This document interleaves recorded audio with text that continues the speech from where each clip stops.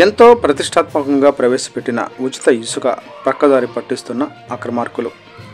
ఎన్టీఆర్ జిల్లా జగ్గయ్యపేట నియోజకవర్గ పరిధిలోని నిజమైన లబ్ధిదారులకు ఉచిత ఇసుక అందే వరకు పోరాటం చేస్తాం. మన సంపద సరిహద్దులు దాటి పొరుగు రాష్ట్రాలకు తరలిపోకూడదన్నదే ప్రధాన ఉద్దేశం. చెక్ పోస్టులు, ఇసుక రీచ్ల పరిశీలనలో సిపిఐ ఎన్టీఆర్ జిల్లా కార్యదర్శి దోనెపూడి శంకర్.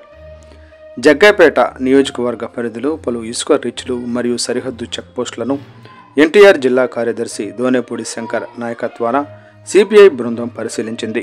ఈ సందర్భంగా జగ్గయ్యపేట నియోజకవర్గంలో గల ప్రభుత్వ అనుమతులు లేని ఇసుక రీచ్లను పరిశీలించడం జరిగింది.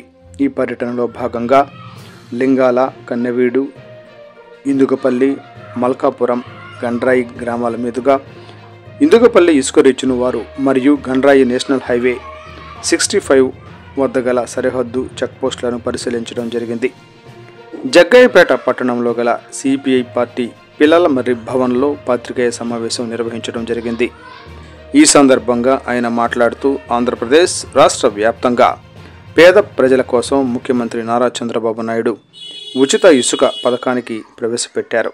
దీనిలో భాగంగా ఎన్టీఆర్ జిల్లా వ్యాప్తంగా ప్రభుత్వ అనుమతులు లేని ఇసుక రీచ్ల నుండి ఉచిత ఇసుకను కొందరు నాయకులు, వారి అనుచరులు కలిసి సరిహద్దు రాష్ట్రానికి అక్రమంగా ఉచిత ఇసుకను తరలిస్తున్నారని, జగ్గయ్యపేట పోలీస్ సర్కిల్ పరిధిలో ఇప్పటికే 55 కేసులు నమోదు చేయడం జరిగిందని పోలీసు వారు పేర్కొనటమే మా పోరాటానికి నిదర్శనం అని అన్నారు.